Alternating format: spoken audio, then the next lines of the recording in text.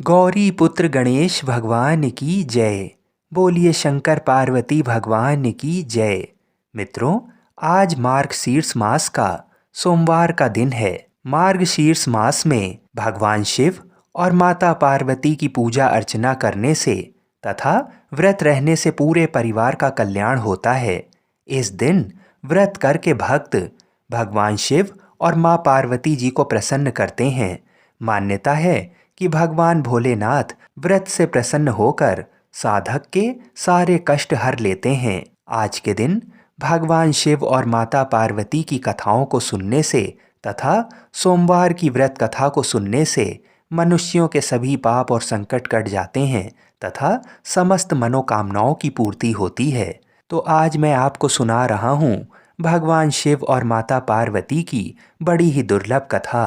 तो इन कथाओं को बड़ी ही श्रद्धा और प्रसन्न चित मन से पूरा अवश्य सुनिएगा। एक साहूकार था जो भगवान शिव का अनन्य भक्त था। उसके पास धन धान किसी भी चीज की कमी नहीं थी, लेकिन उसकी कोई संतान नहीं थी और वह इसी कामना को लेकर रोज शिव जी के मंदिर जाकर दीपक जलाता था। उसके इस भक्ति भाव को देखकर एक दिन माता पार्वती ने शिव जी से कहा कि प्रभु, ये साहूकार आपका अनन्य भक्त है, इसको किसी बात का कष्ट है तो आपको इसे अवश्य दूर करना चाहिए। शिव जी बोले, हे पार्वती, इस साहूकार के पास पुत्र नहीं है, ये इसी से दुखी रहता है। माता पार्वती कहती हैं कि हे ईश्वर, कृपा करके इसे पुत्र का वरदान दे दीजिए। तब भोलेनाथ ने कहा कि हे पार्वती, साहूकार के भाग में पुत्र का योग नहीं है। ऐसे में अगर इसे पुत्र प्राप्ति का वरदान मिल भी गया तो वह केवल 12 वर्ष की आयु तक ही जीवित रहेगा। ये सुनने के बाद भी माता पार्वती ने कहा, हे प्रभु, आपको इस साहूकार को पुत्र का वर देना ही होगा, अन्यथा भक्त क्यों आपकी सेवा या पूजा करेंगे।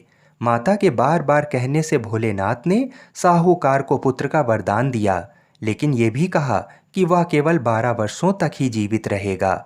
साहूकार ये सारी बातें सुन रहा था, इसलिए उसे ना तो खुशी हुई और ना ही दुख। वह पहले की तरह भोलेनाथ की पूजा अर्चना करता रहा। उधर सेठानी गर्भवती हुई और 9वें महीने उसे सुंदर से बालक की प्राप्ति हुई। परिवार में खूब हर्षोल्लास मनाया गया, लेकिन साहूकार पहले की तरह रहा और उसने बालक की 12 वर्ष की आयु का जिक्र किसी से भी नहीं किया। जब बालक 11 वर्ष की आयु का हो गया तो एक दिन साहूकार की सेठानी ने बालक के विवाह के लिए कहा। तो साहूकार ने कहा कि वह अभी बालक को पढ़ने के लिए काशी भेजेगा। इसके बाद उसने बालक के मामा जी को बुलाया और कहा कि इसे काशी पढ़ने के लिए ले जाओ और रास्ते में जिस भी स्थान पर रुकना वहाँ यज्ञ करते और ब्राह्मणों को भोजन कराते हुए आगे बढ़ना। वे लोग ये सब करते हुए ही आगे बढ़ रहे थे कि रास्ते में एक राजकुमारी का विवाह था। जिससे उसका विवाह होना था वह एक आंख से काना था। तो उसके पिता ने जब अति सुंदर साहूकार के बेटे को देखा तो उनके मन में आया कि क्यों ना इसे ही घोड़ी पर बिठाकर शादी के सारे कार्य संपन्न करा दिए जाएं। तो उन्होंने मामा से बात की और कहा कि इसके बदले में वह अथाह धन देंगे। तो वह भी राजी हो गया। इसके बाद साहूकार का बेटा विवाह की वेदी पर बैठ गया और जब विवाह कार्य संपन्न हो गया तो जाने से पहले उसने राजकुमारी की चुंदरी के पल्ले पर लिखा कि तेरा विवाह तो मेरे साथ हुआ है, लेकिन जिस राजकुमार के साथ भेजेंगे वह तो एक आंख का काना है। इसके बाद वह अपने मामा के साथ काशी के लिए चला गया। उधर जब राजकुमारी ने अपनी चुनरी पर यह लिखा हुआ पाया तो उसने राजकुमार के साथ जाने को मना कर दिया। तो राजा ने भी अपनी पुत्री को बारात के साथ विदा नहीं किया। बारात वापस लौट गई। उधर मामा और भांजे काशी पहुंच गए थे। एक दिन जब मामा ने यज्ञ रचा रखा था और भांजा बहुत देर तक बाहर नहीं आया तो मामा ने अंदर जाकर देखा तो भांजे के प्राण निकल चुके थे। वह बहुत परेशान हुए, लेकिन सोचा कि अभी रोना पीटना मचाया तो ब्राह्मण चले जाएंगे और यज्ञ का कार्य अधूरा रह जाएगा। जब यज्ञ संपन्न हुआ तो मामा ने रोना पीटना शुरू किया। उसी समय शिव पार्वती उधर से जा रहे थे तो माता पार्वती ने शिव जी से पूछा कि हे प्रभु, ये कौन रो रहा है। तभी उन्हें पता चलता है कि ये तो भोलेनाथ के आशीर्वाद से जन्मा साहूकार का पुत्र है। तब माता पार्वती कहती हैं कि हे स्वामी, इसे जीवित कर दें, अन्यथा रोते रोते इसके माता पिता के प्राण निकल जाएंगे। तब भोलेनाथ ने कहा कि हे पार्वती, इसकी आयु इतनी ही थी, सो वह भोग चुका। लेकिन माँ के बार बार आग्रह करने पर भोलेनाथ ने उसे जीवित कर दिया। लड़का ओम नमः शिवाय कहते हुए जी उठा और मामा भांजे दोनों ने ईश्वर को धन्यवाद दिया और अपनी नगरी को ओर लौट गए। रास्ते में वही नगर पड़ा और राजकुमारी ने उन्हें पहचान लिया। तब राजा ने राजकुमारी को साहूकार के बेटे के साथ बहुत सारा धन्य धान दे के विदा किया। उधर साहूकार और उसकी पत्नी छत पर बैठे थे। उन्होंने ये प्रण कर रखा था कि यदि उनका पुत्र सकुशल ना लौटा तो वह छत से कूदकर अपने प्राण त्याग देंगे। तभी लड़के के मामा ने आकर साहूकार के बेटे और बहू के आने का समाचार सुनाया, लेकिन वे नहीं माने। तो मामा ने शपथ पूर्वक कहा। तब तो दोनों को विश्वास हो ही गया और दोनों ने अपने बेटे बहू का स्वागत किया। उसी रात साहूकार को स्वप्न में शिव जी ने दर्शन दिया और कहा कि तुम्हारे पूजन से मैं प्रसन्न हुआ। इसी प्रकार जो भी व्यक्ति इस कथा को पढ़ेगा या सुनेगा, उसके समस्त दुख दूर हो जाएंगे और मनोवांछित सभी मनोकामनाओं की पूर्ति होगी। बोलिए श्री शंकर पार्वती भगवान की जय। बोलिए श्री राधा कृष्ण भगवान की जय। बोलिए श्री तुलसी शालिग्राम जी की जय। हर हर महादेव। तो आज मैं आपको सुना रहा हूँ भगवान शिव और माता पार्वती की बड़ी ही दुर्लभ कथा। तो इस कथा को बड़ी श्रद्धा और प्रसन्न चित्त मन से पूरा सुनिएगा। एक बार की बात है, माता पार्वती शिव जी को पति रूप में प्राप्त करने के लिए घोर तप कर रही थीं। उनके तप को देखकर देवताओं ने शिव जी से देवी की मनोकामना को पूर्ण करने की प्रार्थना की। शिव जी ने पार्वती जी की परीक्षा लेने सप्त ऋषियों को भेजा। सप्त ऋषियों ने शिव जी के सैकड़ों अवगुण गिनाए, पर पार्वती जी को महादेव के अलावा किसी और से विवाह मंजूर नहीं था। सज्जनों, विवाह से पहले सभी वर अपनी भावी पत्नी को लेकर आश्वस्त होना चाहते हैं। इसलिए शिव जी ने स्वयं भी पार्वती जी की परीक्षा लेने की ठानी। भगवान शंकर प्रकट हुए और पार्वती जी को वरदान देकर अंतर्ध्यान हुए। इतने में पार्वती माता जहाँ तप कर रही थीं, वहीं पास में तालाब में मगरमच्छ ने एक लड़के को पकड़ लिया। लड़का जान बचाने के लिए चिल्लाने लगा। पार्वती जी से उस बच्चे की चीख सुनी नहीं गई। द्रवित हृदय होकर वह तालाब पर पहुंची। देखती हैं कि मगरमच्छ लड़के को तालाब के अंदर खींच कर ले जा रहा है। लड़के ने देवी को देखकर कहा, मेरी ना तो माँ है, ना बाप, ना कोई मित्र। माता, आप मेरी रक्षा करें।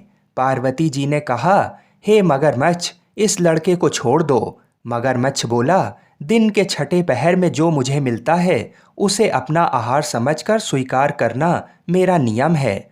ब्रह्मदेव ने दिन के छठे पहर इस लड़के को भेजा है, मैं इसे क्यों छोड़ूं? पार्वती जी ने विनती की, तुम इसे छोड़ दो, बदले में तुम्हें जो चाहिए वह मुझसे कहो। मगरमच्छ बोला, एक ही शर्त पर मैं इसे छोड़ सकता हूँ। आपने तप करके महादेव जी से जो वरदान लिया है, यदि उस तप का फल मुझे दे दो तो मैं इसे छोड़ दूंगा। पार्वती जी तुरंत तैयार हो गईं। उन्होंने कहा, मैं अपने तप का फल तुम्हें देने को तैयार हूँ, लेकिन तुम इस बालक को छोड़ दो। मगरमच्छ ने समझाया, सोच लो देवी, जोश में आकर संकल्प मत करो। हजारों वर्षों तक जैसा तप किया है वैसा देवताओं के लिए भी संभव नहीं है। उसका सारा फल इस बालक के प्राणों के बदले चला जाएगा। पार्वती जी ने कहा, मेरा निश्चय पक्का है, मैं तुम्हें अपने तप का फल देती हूँ, तुम इसको जीवन दे दो। मगरमच्छ ने पार्वती जी से तप दान करने का संकल्प करवाया। तप का दान होते ही मगरमच्छ का देह तेज से चमकने लगा। मगर बोला, हे पार्वती, देखो तप के प्रभाव से मैं तेजस्वी बन गया हूँ। तुमने जीवन भर की पूंजी एक बच्चे के लिए व्यर्थ कर दी। चाहो तो अपनी भूल सुधारने का एक मौका और दे सकता हूँ। पार्वती जी ने कहा, हे ग्रह, तब तो मैं पुनः कर सकती हूँ, किंतु यदि तुम इस लड़के को निगल जाते तो इसका जीवन वापस नहीं मिल सकता था। देखते ही देखते वह लड़का अदृश्य हो गया। मगरमच्छ भी लुप्त हो गया। पार्वती जी ने विचार किया, मैंने तप तो दान कर दिया है, अब पुनः तप आरंभ करूंगी। पार्वती जी ने फिर से तप करने का संकल्प किया। भगवान सदाशिव फिर से प्रकट होकर बोले, पार्वती भला अब क्यों तप कर रही हो? पार्वती जी ने कहा, प्रभु मैंने अपने तप का फल दान कर दिया है। आपको पति रूप में पाने के संकल्प के लिए मैं फिर से वैसा ही घोर तप कर आपको प्रसन्न करूंगी। महादेव जी बोले, मगरमच्छ और लड़के दोनों रूपों में मैं ही था। तुम्हारा चित्त प्राणी मात्र में अपने सुख दुख का अनुभव करता है या नहीं, इसकी परीक्षा लेने को मैंने ये लीला रची थी। अनेक रूपों में दिखने वाला मैं एक ही हूँ। मैं अनेक शरीरों में शरीरों से अलग निर्विकार हूँ।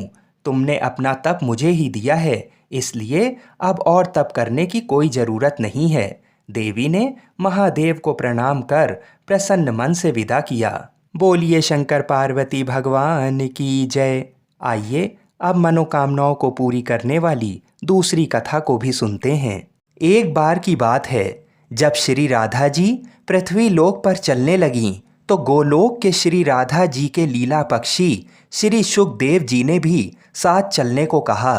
तो वहीं राधा जी की आज्ञा से भगवान की अमर कथा रूपी भागवत कथा के प्रचार करने के लिए गोलोक के लीला पक्षी श्री सुखदेव जी एक सुग्गी के गर्भ के अंडे के रूप में प्रकट होकर अमरनाथ में प्रकट हुए थे।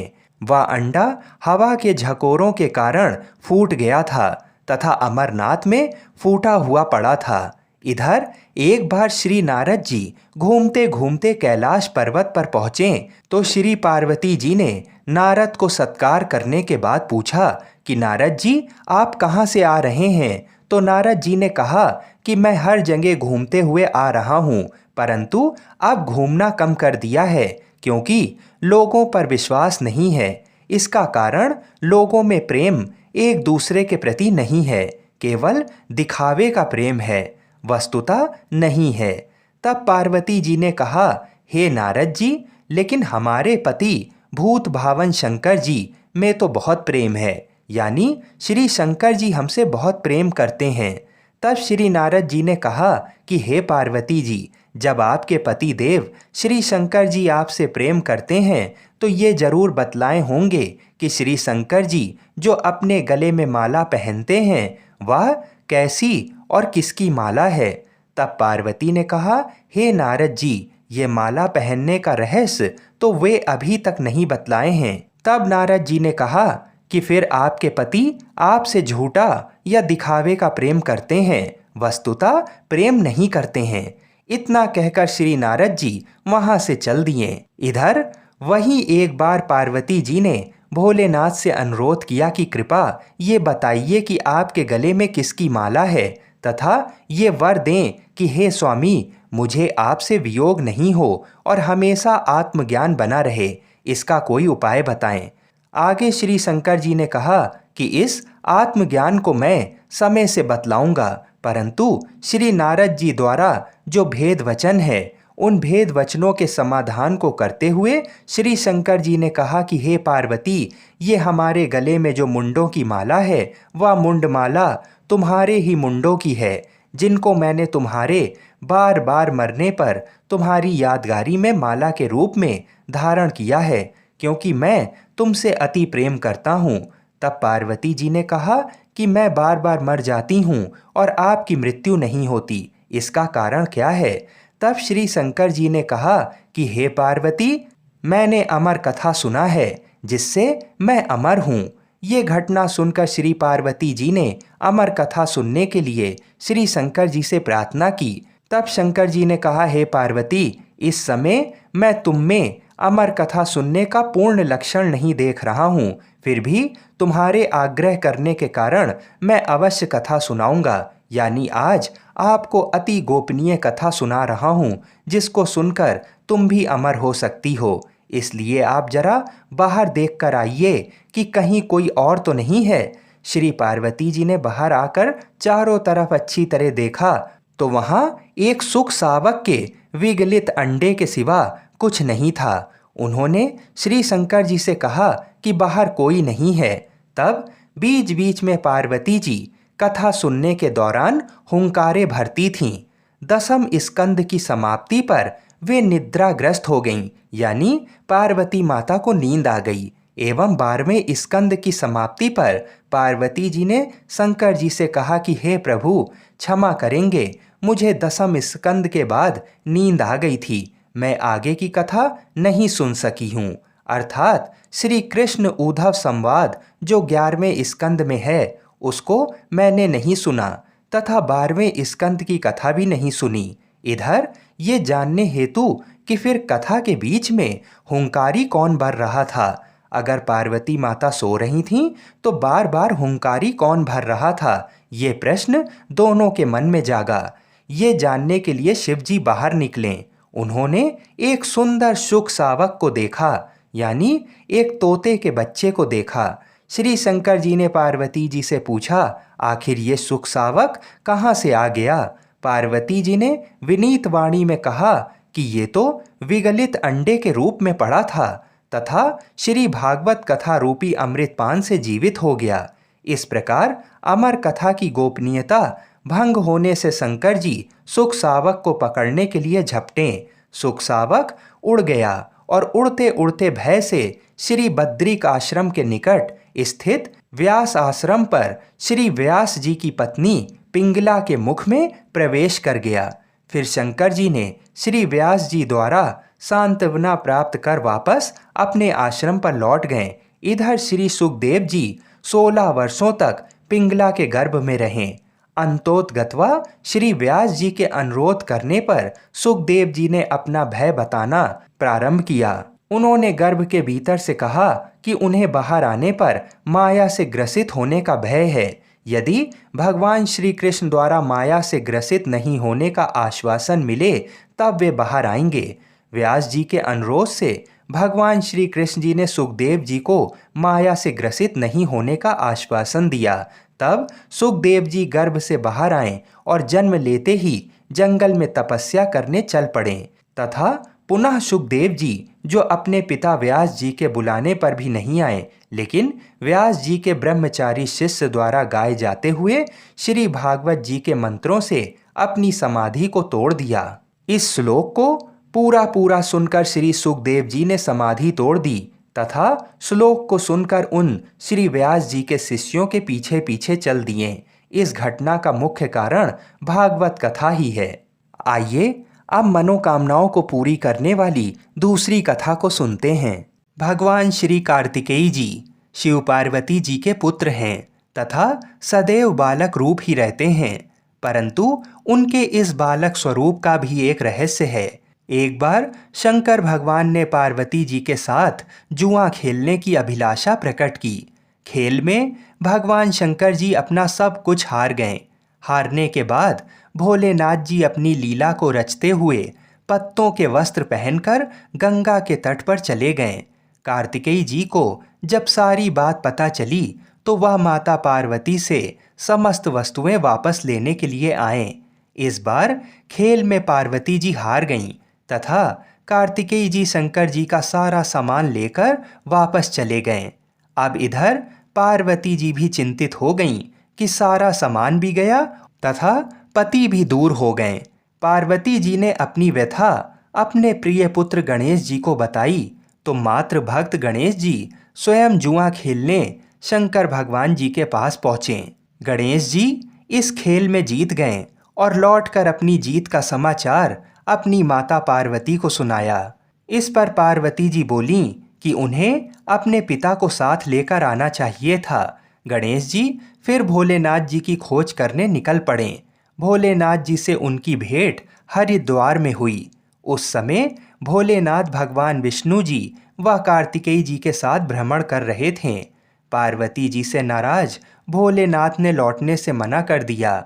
भोलेनाथ जी के भक्त रावण ने गणेश जी के वाहन मूसक को बिल्ली का रूप धारण करके डरा दिया। मूसक गणेश जी को छोड़कर भाग गए। इधर भगवान विष्णु ने भोलेनाथ की इच्छा से पासा का रूप धारण कर लिया था। गणेश जी ने माता के उदास होने की बात भोलेनाथ जी को कह सुनाई। इस पर भोलेनाथ बोले कि हमने नया पासा बनवाया है। अगर तुम्हारी माता पुनः खेल खेलने को सहमत हों तो मैं वापस चल सकता हूँ। श्री गणेश जी के आश्वासन पर भोलेनाथ जी वापस पार्वती जी के पास पहुँचे तथा खेल खेलने को कहा। इस पर पार्वती जी हंस पड़ीं और बोलीं, अभी आपके पास क्या चीज़ है जिससे खेल खेला जाए? ये सुनकर भोलेनाथ जी चुप हो गए। इस पर नारद जी ने अपनी वीणा आदि सामग्री उन्हें दी। इस खेल में श्री भोलेनाथ जी हर बार जीतने लगे। एक दो पासे फेंकने के बाद गणेश जी समझ गए तथा उन्होंने भगवान विष्णु के पासा रूप धारण करने का रहस्य माता पार्वती जी को बता दिया। सारी बात सुनकर पार्वती जी को क्रोध आ गया। रावण ने माता को समझाने का प्रयास किया पर उनका क्रोध शांत नहीं हुआ तथा क्रोधवश उन्होंने भोलेनाथ जी को श्राप दे दिया कि गंगा की धारा का बोझ उनके सर पर रहेगा। नारद जी को कभी एक स्थान पर न टिकने का अभिशाप मिला। भगवान विष्णु जी को श्राप दिया कि यही रावण तुम्हारा शत्रु होगा तथा रावण को श्राप दिया कि विष्णु ही तुम्हारा विनाश करेंगे। कार्तिकेय जी को भी माता पार्वती जी ने कभी जवान ना होने का श्राप दिया। इस पर सर्वजन चिंतित हो उठे। तब नारद जी ने अपनी विनोदपूर्ण बातों से माता का क्रोध शांत किया तो माता ने उन्हें वरदान मांगने को कहा। नारद जी बोले कि आप सभी को वरदान दें तभी मैं वरदान लूंगा। पार्वती जी सहमत हो गईं। तब भगवान शंकर जी ने कार्तिक शुक्ल के दिन जुए में विजयी रहने वालों को वर्ष भर विजयी बनाने का वरदान मांगा।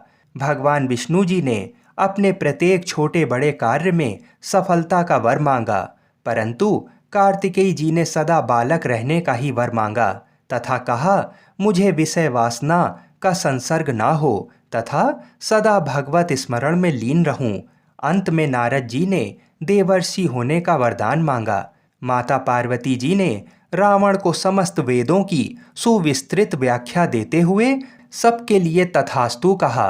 कार्तिकेय जी के जन्म के पहले जब तारकासुर के अत्याचार से सभी देवता पीड़ित थे तभी भगवान शंकर जी ने पार्वती जी का पाणी ग्रहण किया था और तब 6 मुख वाले कार्तिकेय जी का जन्म हुआ था। उन्होंने ही तारकासुर का वध किया था। बोलिए शंकर पार्वती भगवान की जय। आइए अब मनोकामनाओं को पूरी करने वाली दूसरी व्रत कथा को सुनते हैं। एक समय की बात है जब राम जी वनवास खत्म होने के बाद राज सिंहासन पर बैठे थे। उस समय माता पार्वती और भोलेनाथ घूम रहे थे तो भोलेनाथ ने देखा कि राम जी के दादाजी का श्राद्ध का भंडारा हो रहा है। तब भगवान भोलेनाथ जी ने सोचा कि चलो मैं भी राम जी के घर चलता हूँ, इसी बहाने राम जी का दर्शन भी कर लूँगा। तो भोलेनाथ ने माता पार्वती से बोला, हे गौरा, तुम कैलाश धाम जाओ और हमारे लिए भोजन बनाओ, मैं थोड़ा देर से आता हूँ। तो माता ने भोलेनाथ की बात मानकर कैलाश धाम को चली गईं और भोलेनाथ पहुँचे राम जी के घर और ब्राह्मणों के साथ पंगत में बैठ गए और भंडारा खाने लगे। तभी ब्राह्मणों को माता जानकी ने पेट भर भोजन खिलाया। उसके बाद सभी ब्राह्मण उठकर चले गए, लेकिन भोलेनाथ बैठे रहे। तो माता सीता लक्ष्मण जी की धर्म पत्नी माता उर्मिला से बोली, सभी ब्राह्मण उठकर चले गए। तो माता उर्मिला बोली, सभी ब्राह्मण उठकर चले गए हैं, केवल एक ही बैठा है। तो माता जानकी जी बोली, अच्छा कोई बात नहीं, थोड़ा भूखा होगा, इसे और भोजन खिला दो। तब माता सीता और माता उर्मिला सभी सखियां भोलेनाथ को भरपेट खाना खिलाने लगीं। भोलेनाथ खाते गए, लेकिन भोलेनाथ की भूख ना शांत हुई और वे भोजन खाते ही गए। माता जानकी के रसोई का सारा सामान खत्म हो गया, लेकिन भोलेनाथ उठे नहीं। तो माता सीता जल लेकर भोलेनाथ के पास गईं और बोली, बाबा पानी पी लो। तब भोलेनाथ बोले कि जब आधा भोजन खा लूँगा तो पानी पी लूँगा। अब माता सीता सोचने लगीं कि लो अभी तो आधा भी नहीं हुआ है। माता जानकी ने फिर से सामान मंगवाकर उन्हें भरपेट भोजन खिलाया, लेकिन भोलेनाथ रुकने का नाम ही नहीं ले रहे थे। इतनी देर में माता कैकई आ गईं और बोली, क्या हुआ बेटी, तुम लोग परेशान लग रही हो। तो जानकी माता बोली, माता सभी ब्राह्मण उठकर चले गए, केवल एक यही बचा है जो उठने का नाम ही नहीं ले रहा है। अब मैं क्या करूं। तो माता कैकई ने फिर से सामान मंगाया। इतने में भोलेनाथ ने आवाज लगाई, लेते आओ माता, बहुत जोर की भूख लगी है। तो माता जानकी जी बोली, बाबा अभी तो आटा सना है, थोड़ी पूड़ी पका लूं, फिर लेकर आती हूँ। तब भोलेनाथ जी बोले, आटा ही लेते आओ। अब तो भोलेनाथ ने सब आटा दाल चावल सभी को रसोई घर में जाने से पहले ही उसे ख़त्म कर दिया। माता सीता हार कर दौड़ी दौड़ी राम जी के पास गईं। तो राम जी बोले, क्या हुआ जानकी, इतनी परेशान क्यों हो। माता सीता बोली, सभी ब्राह्मण उठकर चले गए हैं, केवल एक ऐसा ब्राह्मण बैठा है जो सब भंडार को खाली करे दे रहा है। राशन मंगवा कर लाओ तो रसोई में जाने से पहले ही बोरियों को ही खत्म कर देता है। तो राम जी बोले, चलो मैं देखता हूँ कि कौन ऐसा है। राम जी गए तो देखते ही पहचान गए कि ये तो मेरे भोलेनाथ हैं। राम जी ने मन ही मन भोलेनाथ को प्रणाम किया और बोला, जानकी इनको कोई नहीं खिला सकता, इनको तो अन्नपूर्णा ही खिला सकती हैं। और राम जी ने मन ही मन माता पार्वती जी को बुलाया। तब माता पार्वती जी प्रकट होकर बोली, क्या हुआ श्री राम जी, आपने मुझे क्यों याद किया। तो राम जी बोले, माता ये बाबा तो उठने का नाम ही नहीं ले रहे हैं, जरा देखिए तो। माता पार्वती जी बोली कि इन्होंने तो कहा था कि पार्वती तुम कैलाश पर खाना बनाओ, दोनों साथ में खाएंगे, और स्वामी स्वयं यहाँ पे खा रहे हैं। तो माता पार्वती जी बोली, मैं देखती हूँ, रुको। और माता ने एक लड्डू भोलेनाथ जी की थाली में रख दिया। भोलेनाथ उस लड्डू को खाने लगे। अब तो भोलेनाथ खाते गए, लेकिन लड्डू खत्म हो ही नहीं रहा था। भोलेनाथ ने सोचा, ये लड्डू खत्म क्यों नहीं हो रहा है, और ये तो जाना पहचाना लड्डू लग रहा है। भोलेनाथ जी ने सोचा कि ये कौन सा लड्डू माता सीता उन्हें खिला रही हैं। तब उन्होंने नजर उठाकर माता सीता को देखना चाहा। तब सामने माथे पर लाल बिंदी लगाए स्वयं अन्नपूर्णा माता पार्वती खड़ी थीं। माता बोली, और कितने लड्डू रख दूं। माता पार्वती को देखते ही भोलेनाथ बोले, बस हो गया, और मेरा पेट भी भर गया है। भोलेनाथ उठ गए और सीताराम जी ने भोलेनाथ और माता पार्वती जी का बहुत बहुत आदर सत्कार किया। तब भगवान भोलेनाथ ने प्रसन्न होकर माता जानकी को अखंड सौभाग्यवती होने का वरदान दिया और दोनों जन अंतर्ध्यान हो गए।